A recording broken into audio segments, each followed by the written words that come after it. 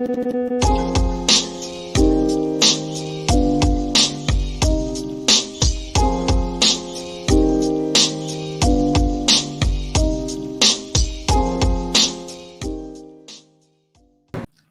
that's some great footage, Eric. What a little find there. That black guy, I think, was like a newscaster from New York. I'm not sure. I think I've seen him before, but yeah, what is the point of the constant harassment, Eric, by the Richard Dick Benveniste and the Watergate prosecutors? Good question. I don't know. And I also liked his literary agent aspect of it, because he's been known for doing other things.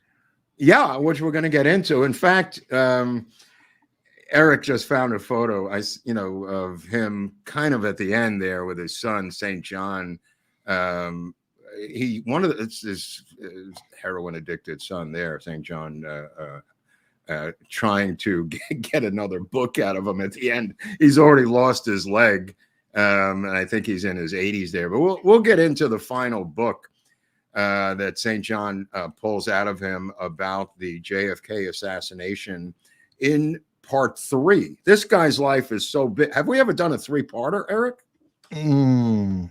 RFK assassination. Right. Okay. Well, this guy's life cannot fit into 2 parts. And so what Eric and I were talking about would be that the CIA part and the middle part will be about the JFK assassination, the CIA, and the third part will be about Watergate, and the first part will be about the CIA joining in up to the Bay of Pigs. That's how big this thing is. I mean, this guy's life is sprawling, and I mean sprawling, and he's involved in stuff I had no idea that he was involved in.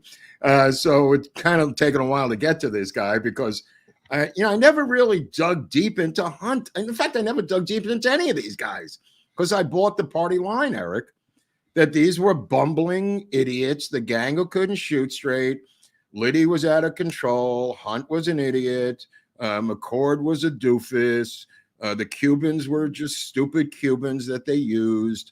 I never really did a deep dive, but I want this to be on the permanent historical record so anyone can come back to these years from now, Eric, and look and see who the hell was Everett Howard Hunt. Who the hell was Bernard Barker? Who the hell was Frank Fiorini Sturgis? Nobody's ever done what we're doing, Eric. And this will be a permanent record for anyone who wants to look at the connection between Watergate, between the JFK assassination, between the OSS, the CIA, because I'll tell you right now, all of you people who are JFK buffs, you don't know shit from Shinola. You think this happened in a vacuum. You're dreaming.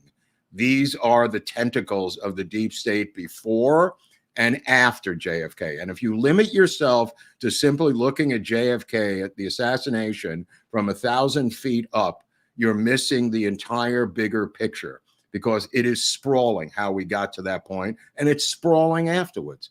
You're going to hear about Nixon being involved today, or hopefully today, in the Bay of Pigs and the killing of Castro. But let's start off with him. This is Everett. I always wondered what E was. Everybody had this photo. This is Everett Howard Hunt, probably the age of 3 or 4. Everybody had this sailor suit thing. He's born up in Hamburg, New York, which is not that far from Scranton, Pennsylvania, by the way. Hamburg is a little, I want to say, southwest, if I remember, from Buffalo. It's up there. It's freaking up there. And his father is a bigwig lawyer from Hamburg, New York. And he's so big that they have homes in Florida. They have homes in New York. They have homes in Buffalo. He is a friend of Wild Bill Donovan. This is his father here, is also a lawyer. However, and he's in private school and stuff like that, E. Howard Hunt. He's in private school in Florida, and he's in private school in upstate New York. And when they go to Florida in the winter, because who could survive up in Buffalo in the winter, these people have money, and he goes to enroll. He's enrolled in a private school in Florida. So he's got to go back to school in Buffalo once they go back every year. It's kind of crazy. Anyway, the I reason wonder if he got in trouble in school or something. Like, no, he really didn't. They just went home. Mm. You know, it was almost like that. They lived in two different places. Wow. Snowbird. Right. What's that? Snowbirds. Snowbirds, but they're multimillionaires. Okay. So they've got a mansion that looks like Mar-a-Lago down there, Lago. And they've got a mansion that looks like whatever, like something out of the Roosevelts up there. Now, dig what happens. 1929. His father loses all his money. They have to literally drive back in their car from Florida as the stock market crashes in October 1929, and he loses his fortune. And that is an important thing in Hunt's life, because Hunt goes from being upper class to middle class overnight, Eric. You know, it's one thing if you're middle class and the stock market happens and you don't have any stocks, but the people who were affected the most, for better or for worse, were the upper class who descended into middle class life. You know, not that I feel sorry for them, but that's the reality of who had the greatest loss of wealth, because they were invested in the market. They were, you know, having a very high life, living the high life like the Roaring 20s. So he does get to go to Brown University. However, he gets a I don't know if it's a scholarship to Brown, but he goes to Brown University and he is part of the Ivy League, but he doesn't have the money that the other Ivy League students have. So he begins to get involved as a musician, a touring musician, with this group, the Frank Rollins Orchestra. He becomes first trumpet. This is a photo of him here in the red circle of him in this working big band of the 1930s and late 30s while he's in college to pay for his education. But he is swinging with the Frank Rollins Orchestra, and they swung so far that he ends up in Nassau in the Bahamas. He ends up at Cuba at Sloppy Joe's Bar. He ends up touring Europe with the Frank Rollins Orchestra. And he ends up having a lot of fun with the Frank Rollins Orchestra. Yeah, this is E. Howard Hunt, my friends, the great jazz musician, trumpeter with the Frank Rollins Orchestra. Maybe here's a picture of him in Nassau in the Bahamas enjoying himself on a break. They also worked cruise ships. Okay, so he's on these cruise ships with these big orchestras, and there's still a huge market for this. Here's a shot of him. That's a back row, second from the left, is Everett Howard Hunt swinging, and this band swung. From what I understand, I have yet to hear recordings of the Frank Rollins Orchestra. If anybody has them, please hit me to them. But he then goes to Cuba with this band, which is kind of interesting. There's a shot of him in a bar called Sloppy Joe's in Havana. It's kind of ironic for a guy who will dedicate. Yeah, here he is on the right. I don't know who that is on the left. I think it's another bandman mate from the orchestra. But this is at a famous American type bar in Havana before Castro. Obviously, this is like 1939, 1940-ish. Maybe 41. Anyway, so he is living large and paying his way through this band situation, but he also becomes a writer, and he begins writing. And I mean a writer, not a guy dabbling in writing, not a guy who's trying to, you know, get by on writing. I mean, he is a full-time writer. This is just one of many. David St. John being a pseudonym. He wrote over 70 novels in his life, and some of them are really, really good. In fact, I wanted to get into that a little bit because he writes he writes a novel called East of Farewell, which is his first big novel. That's a good one. Some of these are great. The covers are great. In 1942, he writes East of Farewell, which the New York Times calls a crashing start for a new writer. And he's 23 years of age. He gets out of Brown University in 1940. And what does he do? He begins writing for an obscure magazine called The New Yorker. And he writes in 1943, after this novel comes out, he writes an article called Departure. Now, who's in that edition of the 1943? I think this is December 1943 New Yorker edition. Nabokov is in there, who wrote Lolita. John Cheever is in there, and E. Howard Hunt are in the same issue. He's kind of like a Hemingway clone, Eric, which is not bad, because if you're going to clone someone at that era, you're going to pick Hemingway. And some critics point out that he's, writing in the style of Hemingway, but big deal. Hemingway's the biggest writer of his generation. There's the cover. That's wonderful. Okay. Why is this book important? It's the first book published about World War II, and I'll slow down here, by an American who actually served in war. Now you think, well, how could that be? Somebody had to do it. And it turns out to be E. Howard Hunt. E. Howard Hunt ends up on a destroyer in the North Atlantic, up in the Eagle's Nest up there, Eric, where they're looking for German U-boats, and sees a lot of action in the North Atlantic on the Mayo, the USS Mayo, I think it was. I don't know, mayonnaise, but the name of the boat was the USS Mayo. But he ends up there, and he kind of gets hurt sliding down. You know how they slide down those ladders on the sides of the ships? They just do the rail thing where they slide down. Well, it was the icy North Atlantic, and he destroyed his right foot. And they offered him either a medical discharge or to be on board as to be off on shore as a guy in charge of loading cargo. So he took the medical leave, which was a better thing for him than the guy, I don't know what it's called, the guy who's in charge of loading the cargo from the dock. That was one of the options. Yeah, something like that, but for the Navy.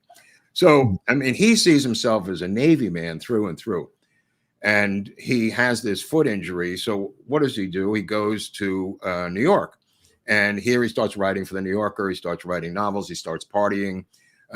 He goes to the 21 Club. He starts writing for the Navy. He starts writing, well, this is a little, we'll get to this, but he starts writing naval training films for the Navy. And he begins to get involved with film. And it's important because he will later do more stuff with film. And that becomes part of his life, too, in Hollywood. Well, we're going to get into the whole Hollywood section, which is completely insane. So he starts writing these training films for the Navy. He's in New York. He's partying. And then he says, you know what? I can't live like this anymore. And he signs up for the Army Air Force, Eric, as a private. He was a second lieutenant in the Navy, and he goes in and he re-enlists as a private in the Army, which would later become the Air Force, but I guess technically they called it the Army Air Force. Air Corps, Army Air Corps. All right, well, whatever. It's not the Air Force yet, is the point. Correct. So now he goes and sees a guy. He sees a guy named who was his father's best friend growing up in Buffalo. And that guy's name is Wild Bill Donovan. And he hears about the OSS, the rumblings of it. Nobody knows what the fuck it is. He begins to hear this rumbling of it. And he goes to see Donovan himself. And Donovan says, I'm not going to give you a break because I know you're freaking dad. So don't think you're getting a break. And he says, no, I wouldn't even ask for it. So Donovan sends him with a bunch of guys to Catalina Island. And now I have been out on Catalina Island on the non-party side of the island. There's another side of the island which was used by the OSS. There were these cabins there you can rent on Catalina. They are canvas enclosed cabins, which I've rented with wood floors, Eric. These were used by the OSS back in the day. Catalina was used as a training island. It's off the coast of Long Beach in southern LA County. You got to take a ferry to get out to it. So I was looking at this building there, and it turns out this was where their barracks were on Catalina. So they're sent to Catalina. And this is where it became interesting to me, because it became like it was trial by fire. They were broken up into 4 groups of like 4 men each, I think it was. And part of the training, among other things, was that it was almost like Naked and Afraid. they had to go out on the island with just a rifle and like 4 shells in a clip and survive for a week to 10 days, naked and afraid, but they had clothes. But that being said, it was freezing cold. They had to swim into the ocean to try to get food. They had to shoot goats and try to kill them and eat them. And it was this test that was like naked and afraid with clothing on it. They had to survive for a week. And this is really interesting. You could not lose more than 10 pounds. They weighed them when they, that's just a fascinating ball busting. That's smart. No, that's smart, because if you're losing weight, you're no good either. And it would be noticeable. Right. So no, right? Yeah, you would be gaunt and you could get picked off by the enemy. Okay, so they've got this clip of shells with about 4 shells in it, and they go out and they're diving into the ocean to try to get shellfish or musks or whatever they could eat, abalone, and then they're looking for a goat to kill, which they do. And they come back, and now it gets better, Eric. They're given $5, and they're sent from Catalina to Tijuana. And they have, no, dig this. They have a radio suitcase. They have to go to to Tijuana, into a third world country, get a hotel room if they want, and send back a radio broadcast with the radio that they've given them to Catalina, to their superiors, and then somehow get back to Catalina. All with no paperwork, no ID, no driver's license, just the radio suitcase and $5. So he goes down and he finds a hotel room, and not just him, a couple of the other guys did the same thing. They start making collect calls to friends to wire them money. That's the first smart thing they do. So people who are friends start wiring them money to this hotel in Tijuana. Then they flip over the bed. They take the mattress, they put it up against the wall, they attach the radio to it, and the metal in the mattress becomes an antenna. And they now radio back to Catalina that we've made it, whatever code, we're here. But now they've got to get home. So they now have to pack up their radio and go across the United States customs border back into the United States. And they thought this was going to be the end of them. But for some reason, the custom guy said, radio, who gives a shit? Go ahead. He just lets them go in. And they hitchhike all the way up north back to a boat to get to Catalina, because they got to get back on the island. Anyway, this is what he does to just get into the OSS. He's then sent to Europe. He's sent to Austria, where he is skiing and doing different things and areas. He's then sent to China to go over the hump because the war is coming to an end. And he meets his wife in Austria first before he goes to China. He meets his wife, and she is a looker. This Dorothy, she was using her her name of her French husband at the time. She was married to a French royalty guy, de Groubert or something. And she was tracking down Nazi stolen art, Eric, which we saw in a movie with John Goodman and a bunch of other guys a number of years ago, where they're looking for the art stolen by the Nazis. This is what she did. And she always denied working for the intelligence services, but most people think that she did. She was also a technical advisor on a film with Dick Powell called To the Ends of the Earth about drug smuggling. And she becomes a technical advisor. She's working for like the precursor of the DEA for some reason, this woman. And Dick Powell will later be famously or infamously in a film called 42nd Street, where he didn't really know how to dance and he was very short. And if you look closely at the film, there is a dancer that is Dick Powell dancing in the famous Broadway musical. The Broadway musical was transferred to film. And in the film, if you look closely, there's a much taller man dancing in that film. And that's my Uncle Herman. And my Uncle Herman was a hoofer. and he was my Uncle Louis's brother who owned the coffee shop in New York, Shelley's. And Herman drove a hack later on in life, married Della. Long story, but some connection to Dick Powell, which I just wanted to mention. Shout out to my Uncle Herman, who never really made it, but for a moment in time was a stand-in for Dick Powell, for whatever that means. Anyway, so he gets, now this is where it gets interesting, because there's a couple of bitter balls in this story about his writing. And two of the bitter balls were a guy named Truman Capote and another one named Gore Vidal. Now, Gore Vidal and Truman Capote are completely embittered because of the fame that I asked Truman Capote. I didn't like E. Howard Hunt. He was a bad man. So anyway, so Truman Capote and Gore Vidal are embittered. Why are they embittered? Because E. Howard Hunt wins the Guggenheim Fellowship for writing to go write for a huge amount of money, and two other contestants were on there. One was the obviously gay Gore Vidal, and obviously gay Truman Capote. So in this really insanely long article in the New York Review of Books, Gore Vidal, who obviously wants the money because he's getting paid like $2 a word, writes and reviews every book of Howard Hunt. And he's not, and he's so slashingly, sarcastically gay that it's hard to even read it after a while because he's so brutal. But nevertheless, he's just a bitter ball, and so is Capote, about this guy who is a brilliant writer, and he gets a Guggenheim. Now, the Guggenheim, he chooses the Guggenheim because the other choice was a Rhodes Scholar to England, Eric, which is no small feat either. So he takes the Guggenheim Fellowship and he goes to a place that is nowhere near being a resort town at all. It's just a dusty road in Mexico called Acapulco.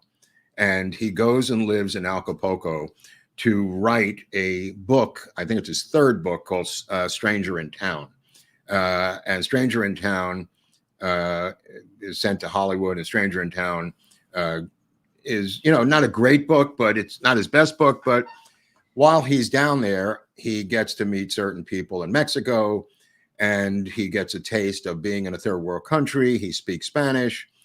He meets a guy named Bob North, and now he will, he's still in the OSS now. So he is now in China, where they are doing their OSS stuff. And if you want to see what that OSS stuff is, you could look at, there's Bob North. Yeah, he was his commanding officer. Bob North will later become a Hollywood screenwriter, producer. He will lure Hunt out to Hollywood with promise of money, and Hunt will go, and they will write B pictures together, which paid pretty damn well back in those days.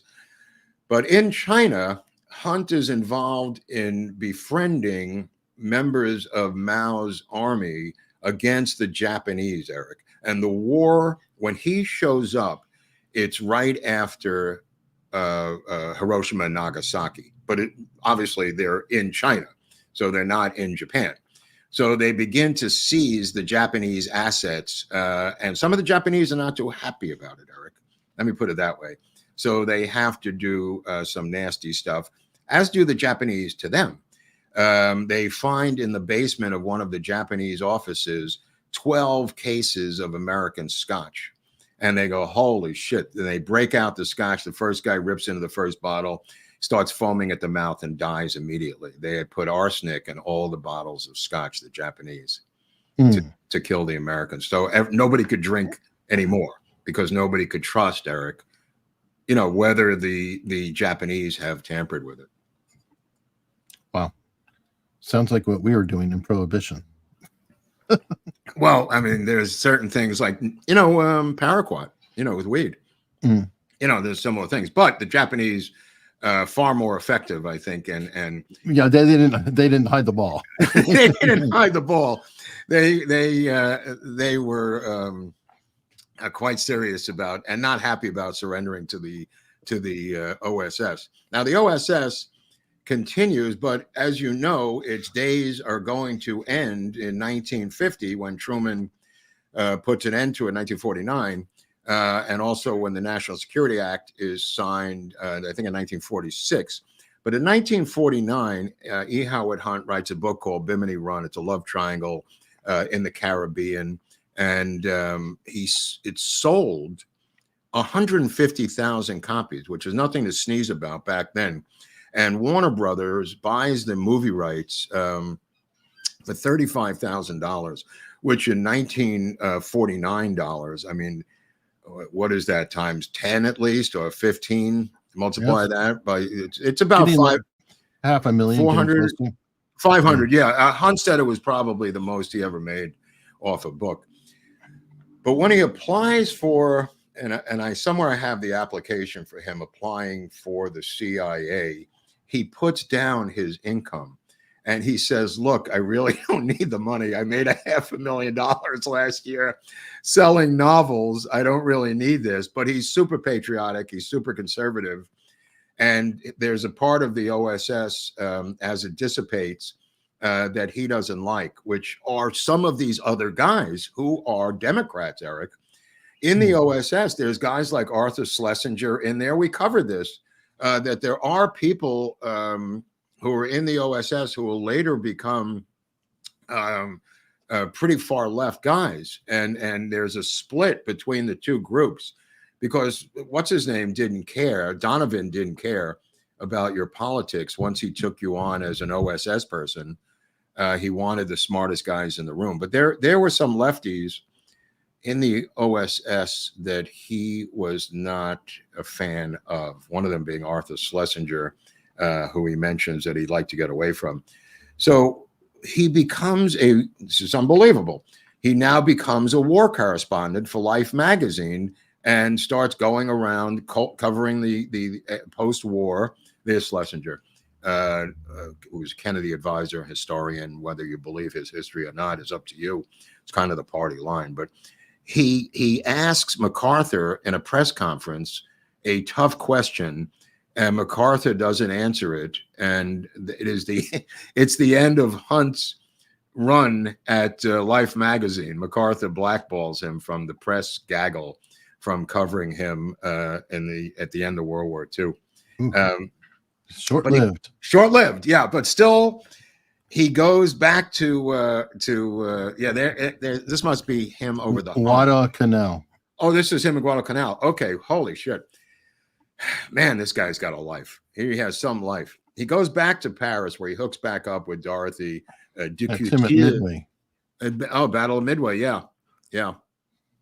Look at that. Yeah, because Vidal will go out of his way to disparage his military service and the fact that he had written this book, as do other critics of Hunt later in life. Biographers will disparage, saying he wasn't really in the shit. And, how dare him write a novel? Look, I mean, Norman Mailer wrote a novel about the war. And there was a novel called Catch-22 by Joseph Heller. I mean, there was also, things that were written about Vietnam, by Oliver Stone. So, I mean, it varies how in the shit you're in. I mean, it could vary. But he ends up being in the press, the legitimate press for Life magazine. But he goes back, and this is part of the Marshall Plan now. He is sent back to Europe, and there he re-hooks up with this woman, Dorothy de Couture, who is still married to a French nobleman of some sort. I don't really know how she gets out of that marriage, but in Paris, they dislike him. But he looks at himself as a Hemingway type figure, that he is going to write these novels come hell or high water.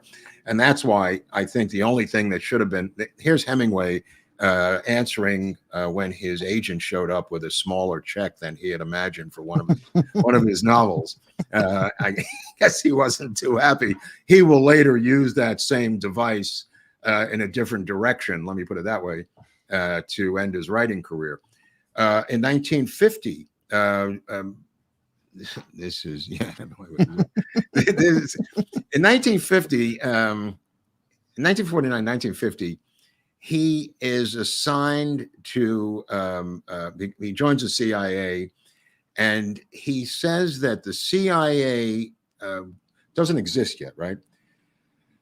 So there's no station chiefs to begin with. The station chiefs in Central America, if you want to use that term, are FBI agents. Why are they FBI agents? Because in World War II, FBI was run by Hoover, and FDR had made this protectorate of Central and South America and assigned the FBI out of the country. This is one of the little-known factors for the creation of the CIA. The FBI was working out of the domestic United States. So the first hemisphere chiefs, the first station chiefs, if you will, in the CIA are former FBI agents. And they're not very good at domestic surveillance in those places. They are more ham-fisted. They're more like police officers. And they're not happy about these new CIA guys coming in, one of them being E. Howard Hunt. E. Howard Hunt will come in. Keep in mind, this is also a time when the CIA is beginning to create Animal Farm over in England, negotiating with the widow of George Orwell to create one of the most expensive animated anti-Soviet propaganda films in the history of the United States, even by today's standards. So they're beginning to get into film. And one of the mentors the mentor of Howard Hunt is Dick Helms. And Dick Helms is the mentor of Hunt. And Dick Helms wants to get into films. And when you visit Dick Helms's office, he gives you, here is the very slick, very dapper Richard Helms. And Richard Helms' career will go from a certain amount of time in the CIA until he runs into the church committee. Let me put it that way. And I think that's kind of the end in the late 70s. But he will run the CIA, and he will attempt with a guy and literally take pitch meetings in Hollywood. I wish I could have been there for this one. They took pitch meetings to get Hunt's novels made into CIA thrillers and for TV, Eric, for the new medium of TV, and also in film. So he goes out to Hollywood, Dick Helms, with a guy named Jack Valenti and E. Howard Hunt. Imagine the three of them coming into your office to pitch you a movie idea. The head of the CIA, the future Watergate burglar, and the former human footstool for LBJ. Now, this is a little bit later in 67, 68, but nevertheless, that's where the film stuff is going to go, because Helms sees a propaganda device in the novels, kind of like a guy in England who will, like Ian Fleming, begin to use Goldfinger and James Bond as a propaganda device against the Soviets using MI6. He is the Ian Fleming of the United States. So this is where I was going with all this. He is Ian Fleming, and his characters do vary in the movies. They're all not James Bond, so it's not the same as Ian Fleming. But in a way, I mean, David St. John, by the way, is a combination of David and St. John, two of his two sons. Helms says the books have to be vetted. Now, before Helms, there's a guy who is named Alan Dulles. And Alan Dulles also is in love with E. Howard Hunt for similar reasons. And Dulles and Richard Helms, Dick Helms, say, look, we just have to vet the books so there's nothing secretive in there. But for the most part, we want you to crank out these books. So he's making like $24,000 a year as a CIA officer. Who is this guy now? Dulles. Oh, this is the young Dulles. This is Switzerland. Yeah, Switzerland Dulles. Yeah. So he's making about $24,000 a year, which is no small salary back in those days. But he's making far more as a novelist. And he goes to Mexico and he begins to get involved with a neighboring country called Guatemala. Now, what is going on in Guatemala? Guatemala is run by a guy named Jacobo Arbenz. And Arbenz is a liberal guy. He's a colonel, but he's got a wife. He married a wife in the daughter of a very wealthy agrarian family. And of course, she's an avowed communist. And she runs this guy's life, Arbenz, kind of like Don't Cry for Me, Argentina. She is running his life and moving Guatemala into the Soviet camp. Now, before this starts to happen, there's a guy down in Mexico who is on the run. And this guy's on the run, and his name is Morton Sobel. Morton Sobel is an atom spy with Julius and Ethel Rosenberg. And when they get caught, Morton Sobel flees to Mexico. And what Hunt has to do is he is the go-between the FBI and Morton Sobel, who is an atom spy. This is Sobel being arrested. But I'm going to tell you what happens before this. Morton Sobel in Mexico is in hiding while the Rosenbergs have already been apprehended, as has Klaus Fuchs, the British atom spy. They're all Soviet spies, as we now know, through the Venona cables years later. And Morton Sobel, who will die as a never-ending communist to his dying breath, I think in Brooklyn somewhere, if I recall. Morton Sobel is about to be taken by the Soviets back to Moscow, rescued out of Mexico City. And Hunt contacts the FBI, who kidnaps him at the last moment and drags his fat ass back to New York to stand trial. He then does a number of years in prison. But people in the ACLU and others, the reason I'm mentioning this, complained about the FBI kidnapping an American citizen from a foreign country, Eric. You know, and going across international lines to kidnap someone. And that was because of E. Howard Hunt. And Hunt was an extremely loyal American, a super, super duper patriot. And of course, these were atom spies. And Hunt had gotten wind of the plan that the Soviets were coming to take him back, where he would never, ever have stood trial and paid for his crimes. Now, the guy never, denounced the Soviet Union, died a total Trotskyite, not unlike a guy like Alger Hiss, who I think died in England, also claiming never to have been involved with Whittaker Chambers, blah, blah, blah, blah, blah. Anyway, so Hunt's over there in Mexico, and he gets word that they want to get rid of Arbenz. Now, what is Arbenz doing? Mexican students are being sent over from Mexico with the help of Hunt to disrupt these communist rallies of other students in Mexico, in Guatemala City, in Guatemala. So Hunt sends these students over with stink bombs and itching powder that are created by Sidney Gottlieb, Eric, the mastermind of the CIA dirty tricks chemical department. Were those the same ones that were being used against the Japanese or the Chinese and by the Chinese against the Japanese that we were feeding them in World War II? I don't know. All I know is that Hunt talked about in his own autobiographies, as two of them, itching powder and stink bombs that he paid these kids to go over there and disrupt these meetings. So the kids were caught. They were tortured, and I won't go into the torture because it's so gory of what Arbenz did to them as a colonel. To these kids, that Hunt and these others, he wrote back to CIA in Washington, and he said, this is who Arbenz is. Nothing happens for a long time. Then all of a sudden, one day, he has dinner with a guy. This is 1950. And the guy's name is Richard Nixon. And both of them deny knowing each other, but it's far from true. He had a very tight relationship with Nixon, Eric. And that is something that no one has ever heard of before. We're going to talk about in this episode. He has dinner with Nixon when he's a congressman in 1950, late 49, 1950. Nixon will then spearhead under Eisenhower these pushback against the commies in Central America and South America.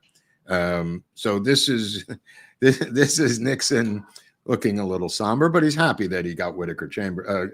He got Alger Hiss at least. So So Richard Nixon and Hunt meet up, and Hunt begins to explain to him about Arbenz. So the plans go into the works for the CIA to topple Jacobo Arbenz. And Arbenz, he is now the station chief, if I can remember correctly, in Montevideo, Uruguay, Hunt. But he's going to oversee the overthrow of Arbenz, which he does.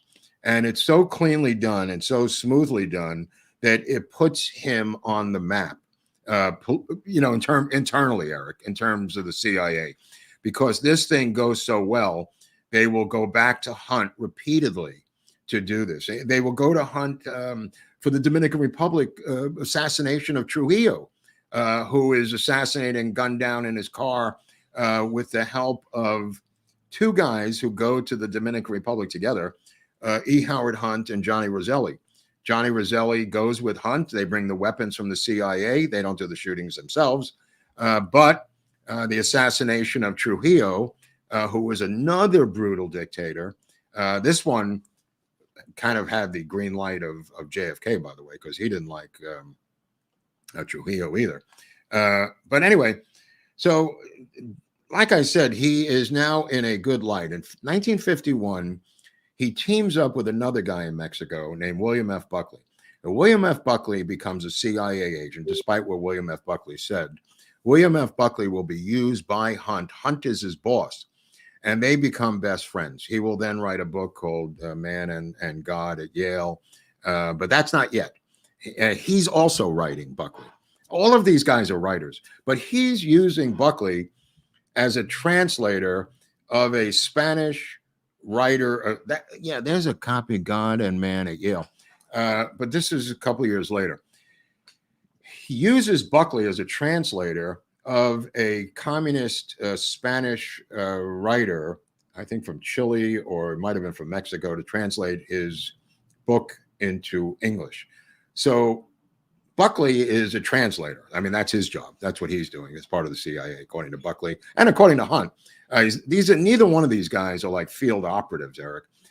Hunt specializes in psychological warfare. He was not in the Bush in the OSS. He was doing psyops for them in making phony films. He had this guy Robert North, by the guy you showed before, who will be in Hollywood in a little bit and lure in Hunt.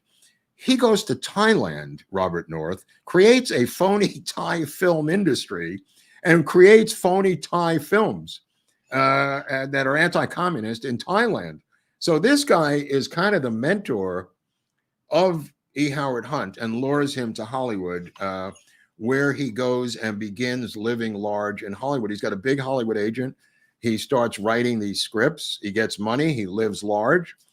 He brings his wife or the girlfriend back. He marries her, has a kid with her, and then there'll be, I think, 4 all together in the Hunt family. But she moves down to Montevideo with him. Now, what happens in Montevideo? A guy shows up at a reception, and he is the president of the United States. And he gets to meet with Hunt, and he thanks Hunt for or encourages Hunt to do what he's going to do in 1954. This meeting with Hunt, this is with Eisenhower. I think this was 1952 in Montevideo. This is 2 years after he meets with Nixon. So this is kind of interesting. And there's kind of an eye-to-eye look in that photo that I always liked. Like, I know you're my man down here and you're going to do the right thing. And Ike, was a guy who always had plausible deniability, Eric. But Nixon didn't. And they get together. I think there's another shot of Dorothy at the same reception with the two of them. This is Dorothy on the right and Hunt on the left. This is at the embassy. And the reason I mentioned this embassy, Montevideo, yeah, which I think is the capital of Uruguay. And Montevideo had a pro-capitalist, pro-U.S. President. So they weren't messing around with Uruguay, but it was a very supportive government at that time. Now, keep in mind, the Soviets have plans to completely turn Central America and South America red. All of the history books that you read are written from leftists who are opposed to our heavy hand in Guatemala, our heavy hand in Chile, our heavy hand in Cuba. Keep in mind, for better or for worse, these are all written by leftist historians. We're going to try to give you the honest take on this thing of what really happened down in these countries and why they happened. The reason why they happened is because the Soviets had already gone in and been involved in certain areas of Central and South America, and they were making inroads down there. And what Hunt says is he believed completely in the Monroe Doctrine, Eric. And you tell the audience what the Monroe Doctrine is for people at home who don't know what the Monroe Doctrine was. Expansionist theory of the United States that essentially you keep expanding and you own all the land. Right. Well, this is a little different. This is about keeping communists out of the hemisphere. The situation is also used to stop communism from coming into the Western hemisphere. And he really believed in the Monroe Doctrine. So when he started to see Soviet influence in there, the CIA and other elements of the CIA, including Nixon, including Ike, decided to do something about it. And because of the success of Hunt in this Guatemala case, he becomes a star for the CIA. You wouldn't think so, but that's where he gets his kick. And now what happens? They begin to see the collapse of Batista in Cuba. And the collapse of Batista in Cuba will lead to a similar situation that happened in Guatemala and the situation with Arbenz. So they contact, I guess it's Batista? Yeah. Yeah. So they contact Hunt about doing the same thing. Now, it's not Hunt's idea. Whose idea is it to kill Castro? The idea for the Bay of Pigs and the killing of Castro is from Nixon. Nixon and the other brain trust involved in this thing, and there's a guy working underneath Hunt who he's brought up under his tutelage, and that's David Atlee Phillips. David Atlee Phillips will look at Hunt as a mentor, as Richard Helms is the mentor to Hunt. David Atlee Phillips will be involved in later episodes of this series.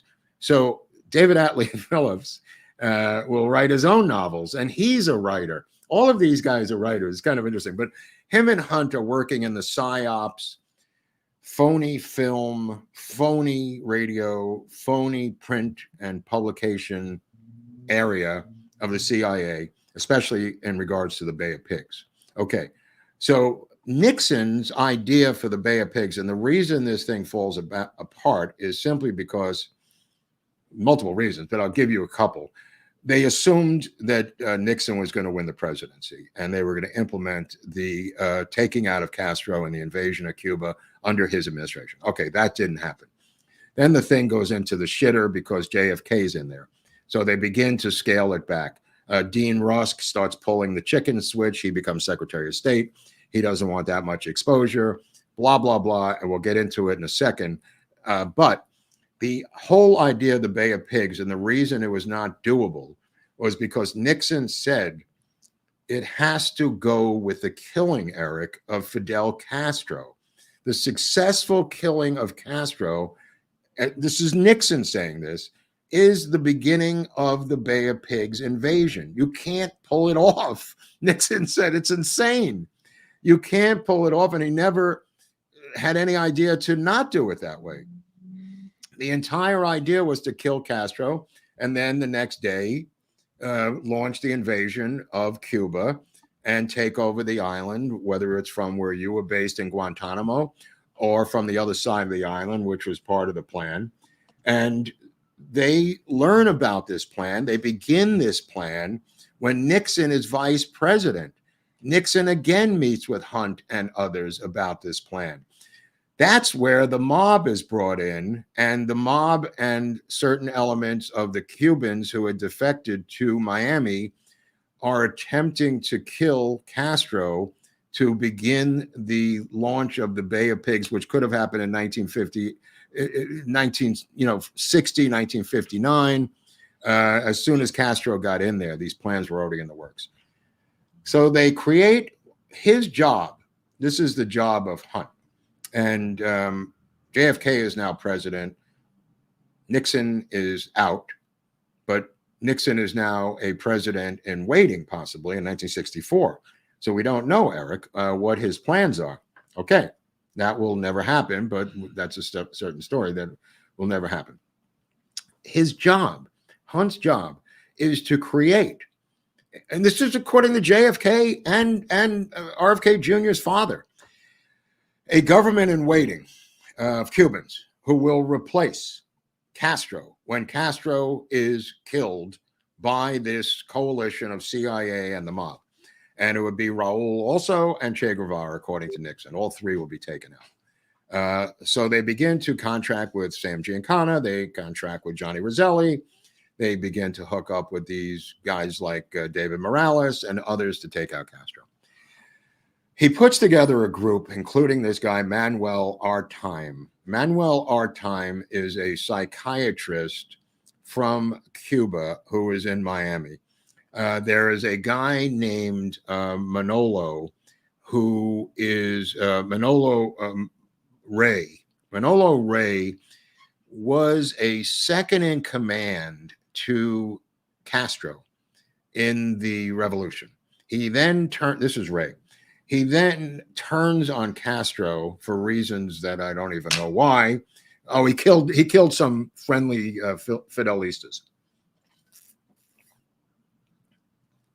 Okay, so JFK insists that this guy, Manolo Rey, because he is a liberal, according to JFK and Arthur Schlesinger, who's now in the JFK administration. Remember, these guys were what Hunt warned about back in the OSS days. They're now in the JFK administration. He warns about them, and they want this guy, Manolo Rey, to be the replacement for Fidel Castro. So Hunt says this guy is as far left as Castro, for Christ's sakes. You can't kill Castro and put this guy in. He was his second in command when they were up in the mountains. And anyway, so JFK says, no, this is my guy. He has to be Manolo Rey. And Hunt is ripping his hair out, as are these other people who do not want Rey involved in this, including this government in waiting who hate this guy. The government in waiting is in Miami, and they are like five guys. Artime, I think, will be head of the military. There's another guy who they picked to be the leader. There's about five guys, and they hate this guy. Interestingly enough, when Hunt goes to prison, he will give his son David to Manuel Artime to be the father of his son while he's in prison years later. Also, the godfather of all of his children is William F. Buckley. Also, the Dorothy signs over power of attorney if something should happen to her, which it does, to William F. Buckley, who's in charge of the estate of Dorothy Hunt. Kind of weird. Okay, so everybody's wondering about Operation 40.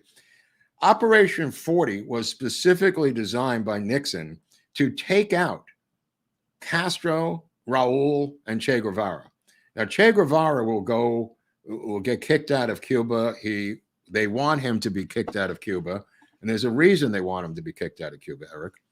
It's the second he leaves Cuba, they're able to follow him acoustically through radio transmissions. They're able to pinpoint every step of the way that will eventually lead to Bolivia, where he will be killed by, this is some documentary I haven't seen yet called Che Guevara's Hands. He will be killed by the Bolivian army, and not the guy that Tucker had on his show last 2 weeks ago, the assassin who claims to have killed Che Guevara and cut his hands off. That's not true, according to Hunt. And we're talking about Felix Rodriguez, of course, that we mentioned with Barnes last week. But Felix Rodriguez has famously said that he killed Che Guevara. And Hunt says, look, it's one of my best friends, Felix Rodriguez, but he didn't kill Che Guevara. And he knows who did. And it was a captain in the Bolivian army who killed him. And then they put him on that medical table, cut his hands off. And they cut his hands off, not to be macabre, but for the fingerprints, to make sure it was Che. And then they dumped his body in a shallow grave. But anyway, Operation 40 was not really designed to kill every single world leader, as some people have suggested, but to kill the top heads of the Cuban government as part of this Bay of Pigs operation. And Nixon was involved in the planning of the Bay of Pigs, but then Nixon's out. He doesn't want to be involved any longer. So this being Hunt, because of this Manolo Ray thing. So him and David Atlee Phillips go back to Washington at the time of the Bay of Pigs. And they go back to Washington and they run Radio Swan. Now, maybe people have heard about Radio Swan. And Radio Swan is a propaganda radio channel. And they start issuing radio commands as if they are part of the invasion force. And what they're trying to do, make a long story short, what they're trying to do is trick the Cuban army into believing that the invasion force, Eric, is much larger than it is. So they're using multiple channels. They're using code words that are meaningless, like the fish is red, go, sky is blue, sky is blue. They're making all this shit up as they go along as part of their skill, which was as propaganda tech guys. You know, these were the first, before there was Silicon Valley, there was David Atlee Phillips and E. Howard Hunt. Disinfo campaign. What's that? A disinfo campaign. Disinformation campaign, yeah. But I'm using radio and using film. It was their specialty. And this was relatively new. That's why I mentioned the Animal Farm movie with the George Orwell book, which was an anti-Soviet animation cartoon that had a budget in the millions, and they negotiated with the British widow of George Orwell. So anyway, this situation is now going to go bad because, by the way, Hunt sets up a thing. It's called the Cuban Revolutionary Council. And the Cuban Revolutionary Council is another one of these like fair play for Cuba committees. And two guys in New Orleans operate their branch of it. And one is Guy Bannister and the other is David Ferry. This Cuban Revolutionary Council is set up in Miami. It's set up in 6 cities. And this is also run by Hunt and David Atlee Phillips. There's a reason people think that Hunt and Phillips are connected to the assassination of JFK. And we're going to get into that in the next episode. But even in this episode, you've got them crossing paths with Guy Bannister and David Ferry out of New Orleans because of this Cuban Revolutionary Council and the running of these Cubans through the Bay of Pigs. Now, the Bay of Pigs, the training goes on, and they've got these 1,500. But keep in mind, there's supposed to be 16 U.S. planes. This is the training of them. This is in Guatemala. This is the training. Hunt is not physically involved in the training here because he's involved in PSYOPs. But this training force in Guatemala, after Arbenz is overthrown, allows them proximity to Cuba. Keep in mind, the original plan was far more complex under Nixon. There was going to be 16 U.S. planes that would take out on the ground the entire Cuban Air Force, which I think might have been 50 planes on the ground, Eric. So they would destroy those planes, right? Then you had a side thing where a ship would show up, and in these boxes for each of these Cubans was a brand new Cuban military uniform. And they would attack Guantanamo Bay.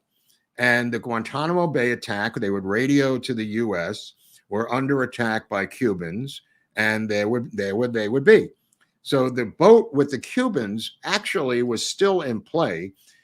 Dean Rusk cut back the number of U.S. planes. These will be flying with Cuban insignias, by the way, just so people know. The Cuban insignia U.S. planes were cut back from 16 by Dean Rusk to 6, and they couldn't get the job done. So the Cuban Air Force was still intact. The boat with the Cubans out of Miami with the uniforms, when they got to Guantanamo Bay, they opened the boxes, looked at the uniforms, and said, fuck this, I ain't putting on this stinking uniform. And they wouldn't put them on. They kind of rebelled. They didn't want to wear they just thought this was disgusting. And they refused to put it on. So that plan, that part of the plan went out the window of this phony strike, a false flag, if you will. You know, not unlike Operation Northwoods, but this situation leads to, I think, 1,400 being captured, 114 killed, I think 150 escaped. And Hunt saw this coming. Most people saw this coming. And then, you know, JFK saying famously, you know, orphan has a lot of fathers. And I don't know if you have a little footage maybe of JFK talking in a presser the next day. And the reason I mention this presser, and I'll get into it after the presser, there's a little bit of footage. JFK famously took on all comers in this press conference, taking full responsibility for the debacle in the Bay of Pigs, April 21st, 1961. If this does work, but sir, since last Saturday, a certain foreign policy situation has given rise to many conflicting stories. During that time, reporters in Washington have noticed that there's been a clamming up of information from formerly useful sources.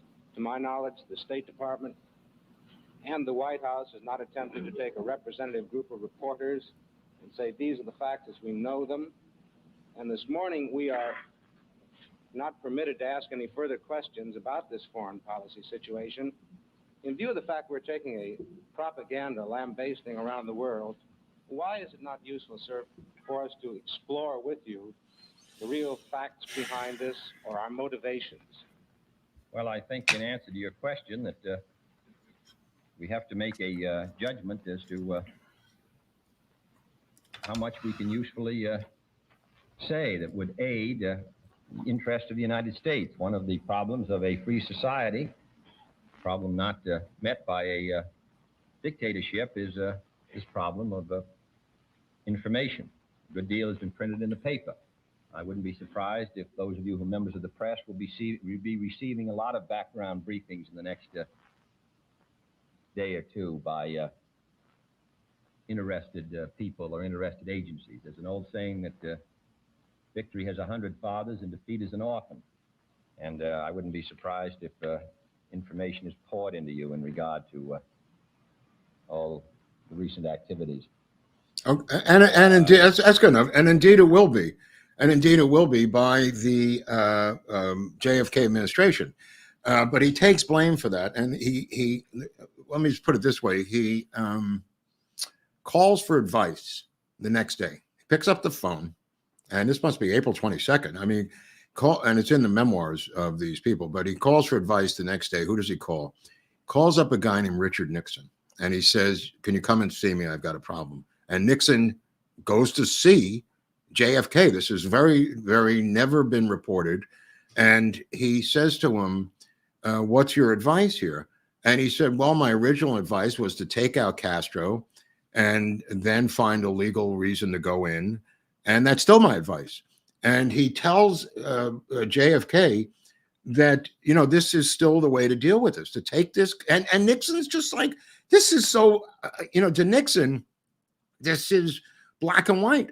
This is you take the guy out, you find some legal Monroe Doctrine mumbo jumbo, and you invade. He goes, well, this is, keep in mind, there's no Bay of Pigs yet. I mean, there's no Cuban Missile Crisis yet, Eric, right? Mm-hmm. So JFK, he gets into this discussion with him intellectually, and he says, I think Khrushchev will move on Berlin, and he says he'll stick and poke, but he's not going to do anything.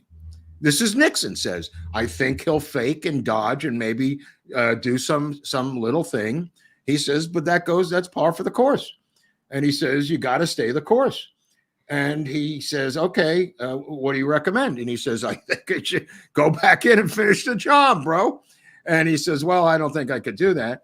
And he says, if you do that, if you go back in and take Castro and his brother out and Che Guevara, I will publicly endorse your moves. I will go on the stump and tour in public speaking, backing you up.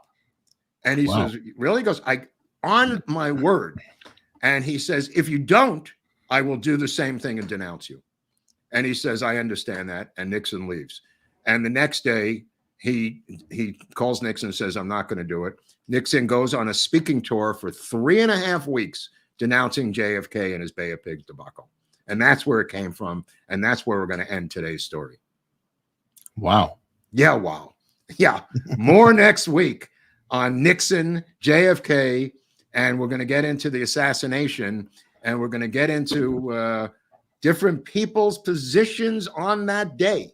Where were you on November 22nd, 1963? Almost everybody knows where they were, except for one man, Everett Howard Hunt. And we're going to get into that next week. That's right. I think, I think he took it somewhere. Mm-hmm. We shall see, my friends. All right. Well, obviously, before next week, and I want to get into super chats, but before we get into that, I want to say Mark's putting in a lot of work, and in order to do all this, you got to get some coffee. Yeah, and folks, I recommend you have some coffee as well. We spend the time checking this out. It's americasuntoldstories.com/coffee. There's a link in the description, and definitely check this coffee out. Got another 5-star review that came in today. I think I'm gonna have to start collecting the 5-star reviews and then change the background on it, because we're getting review after review after review. It's not just helping us out with the show, supporting a veteran-owned business, but it's damn good coffee. It really, really is. And well, it's coffee Fidel would have drank. Put it that way. Yes. Yeah. All right. Scott Bimbo, who we met in California, is a new member. And Pamela Clifton's coming in hot with $50. Happy Tuesday, guys. President Donald John Trump is going to do an awesome job tonight. I presume so. Keep in mind, Nixon will later on, when we started this thing with Watergate, Nixon will say, and famously, in the movie too, that this fellow Hunt knows too damn much. This Hunt is going to open up a scab of the Bay of Pigs. There's a lot to it that you'll see. It's not just this. There's a lot more stuff. And this is part of it, what we discussed. This JFK stuff. Hunt knows all of this stuff. And that's really what Nixon is getting into. But go on, Eric. I'm sorry. Well, I was thinking just what we've done so far, he's had a full career. Absolutely. And this is just the beginning. Which is it's insane. This is just the beginning of his life. All right. Pew Pew's coming in with 10 more memberships already. Thank you very much, Pew Pew. I do appreciate it. And then another 10 memberships from Pew Pew. So Pew Pew is really, really keeping things going on this Tuesday, and it means a ton.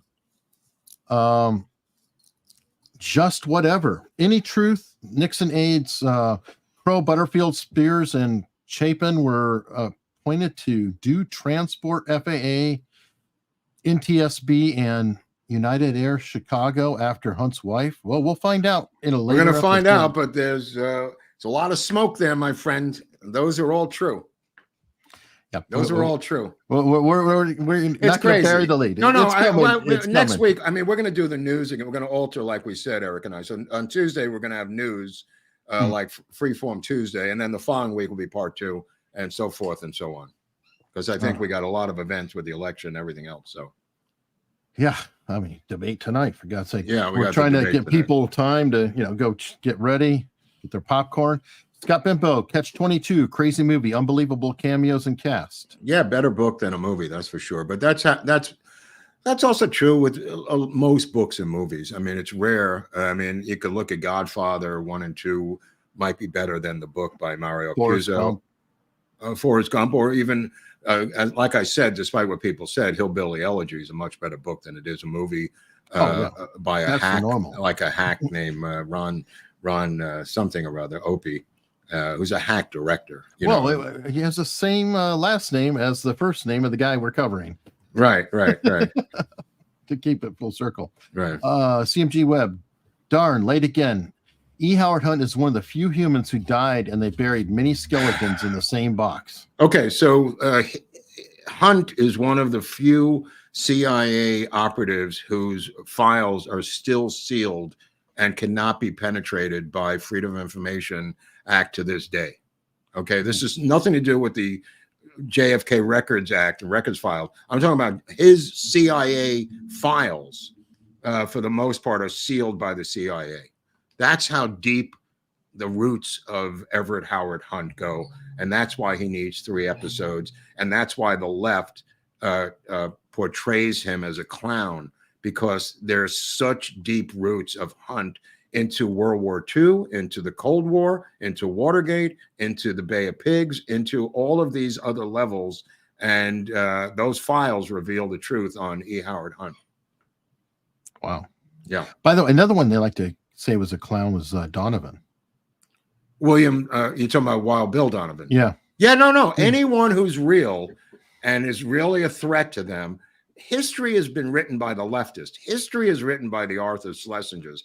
These small men who never did anything are the ones who write the history. That's why it was so important for me and Eric to do this history stuff, not just on Hunt, but all these guys. Look how much people have learned from watching this channel of all these historical figures. LeMay. All of them, Eric, every single one of them, because history is not written by us. It's written by Harvard University Fauci types who have determined that the fill in the blank historical event, whether it's Michael Beschloss, who was supposedly revered as the great historian, has been completely exposed as a clown. All of these cats were paper tigers. All of them were doing the deep state's bidding, trying to knock down any people on the right. I mean, look how brilliant this guy Hunt was, writing 75 novels. Give me a break. I wish I could write one novel. Are they masterpieces? I mean, look, they are what they are. He wanted to make a living, had 5 children, and he lived pretty large and separate from the CIA. He could have had a completely fine life, Eric, just as a novelist, but he could not live like certain people who are debating tonight with the status of his country in the 1950s after World War II. He saw what was going on under Truman is really what drove him. That makes sense. And yeah. By the way, another thing to check out, folks, that does help out a bit is the AmericasUntoldStories.com coin. And Mark could tell you these are extremely popular. And they weigh a ton. Oh, not quite an ounce, but they are a substantial, thick coin. I think you'll be impressed. I'm very fortunate the artist actually put in more colors than he typically does for this kind of a coin. And I'm sure that Hunt probably had challenge coins that he swapped with different people throughout his career. Yeah. And you guys can swap these out yourselves. Let me go back to here. Scott Bimbo. Was Felix Rodriguez involved in the killing of DEA agent Kiki Camarana? I think he may have been. Yeah, I don't know. For sure. I don't know.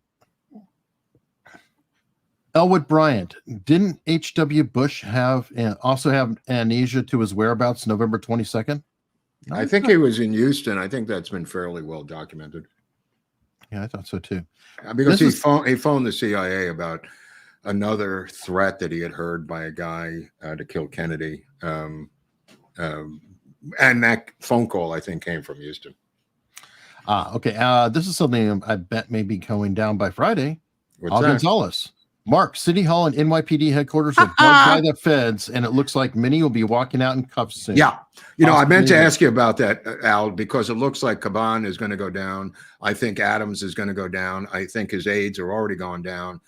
This may be the biggest scandal since William O'Dwyer in 1950, where he ends up being sent, the mayor of New York, to Mexico City as the ambassador to Mexico by Truman. This thing, like I said before, and the same thing's happening in LA. Through all this thing, the LA FBI and apparently the New York FBI are above the fray politically. They have been going after one city councilman after another here quietly in Los Angeles. And apparently the same thing's happening in New York. So tip of the hat to these apolitical FBI agents, because the only way to go after these corrupt politicians, Eric, and I've said this before, is through federal agents, because they are not involved in DC politics. Whatever. By the way, most feds, I mean, I've interviewed a lot of agents. Most agents are just cops, and they're really not. Right, but I'm talking about the political. head of the FBI in LA and the head of the FBI in New York, separate from DC and Ray, seem to be apolitical operatives for the most part, because they're not in the swamp in DC. And I've seen them take down corrupt politicians here in LA for 10 years now, quietly. No fanfare, no parades, no thing to New York, no DC parade. And now I think, as Al pointed out, it looks like the day of reckoning is coming in New York for these corrupt scumbags who have infiltrated NYPD, infiltrated the mayor's office. And I think there's going to be a huge day of reckoning with these wiretaps. What about the governor? I mean, her aid's just been picked up too. Well, that was international Chinese spying. That's a separate thing. Right. But that's also true. Yeah, it's a cesspool there. It's a cesspool of international spies. And this is just pure corruption, according to sources. This is just pure old school, like LA corruption. Good old fashioned. Yeah. All right, David Casey, on Black News Guys, John Johnson, Eyewitness News. That's what I thought it was. I thought that, and I could be wrong. It looked like him. All right, Big Bill, 767. Great show. Thanks for all the hard work. Thank you, Big Bill. And MG, can you please comment on the CIA's Track 2 program? Thanks, and love you guys. Well, we're not going to comment on it now because we're going to get into some of that stuff a little later. Yeah, you guys got to wait till the show rolls. Yeah, I haven't even done the episode, bro. What do you want me to do? Give away the milk and the cow? Everybody's just eager for it. But you know what? Who knows? We may slip. We may give away something as we head over to locals. Oh yeah, there's a lot of secrets over there, because there is no statute of limitations on what we could say on locals. Exactly, and we can say those crazy words like "whatever happened with Hemingway" that we can't say on YouTube. So we are going to head over there. There's a link in the description, unstructured.locals.com. It is free to be a member. You can watch this play out the last bit. We'll have some tips. We answer people's questions over there, things like that. Again, you know what? You could also join for $70 a year and listen to the masterpiece of AI with Oswald and get access to this thing before anyone else finds out about it, which they never will, unless they join and pay the $70 for the annual access to that and other secret documents. It's not just the AI version of Oswald. I think we're up to part 4, Eric, or yeah, part 4 is done. All right, part 4 is up. So there's one more part. This is 5 parts. It's 10 hours of Lee Harvey Oswald project I did with Oliver Stone that Eric has AI'd. With Foley and everything else. So it's like listening to an old radio show, radio play like War of the Worlds. I mean, it's fascinatingly hypnotic.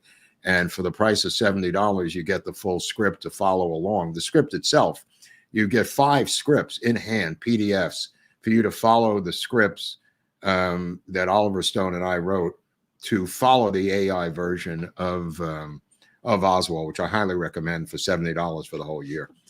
There's tons of other books and PDFs for the $70, but it gives you entree to the Oswald stuff. And the reason I mention the Oswald stuff is a lot of this is in there. The stuff that I wrote about at the Bay of Pigs time, and also stuff like the Cuban Revolutionary Council out of New Orleans with Bannister and Ferry involved in that with Marcello. So there is that in there too. So I strongly recommend you reach into your couch and find some of your loose change and pay the $70 a year to get this thing, plus all the other books and documents that are in there. It's well worth it. Very true. And if you just want to look around, I mean, it's free to come over and you can say, hey, I like this. I want to see these documents. I want to do that. You can always upgrade, which is super helpful. It'd be great to have you. Thank you, Jay Kidd. And we're going to head over right now.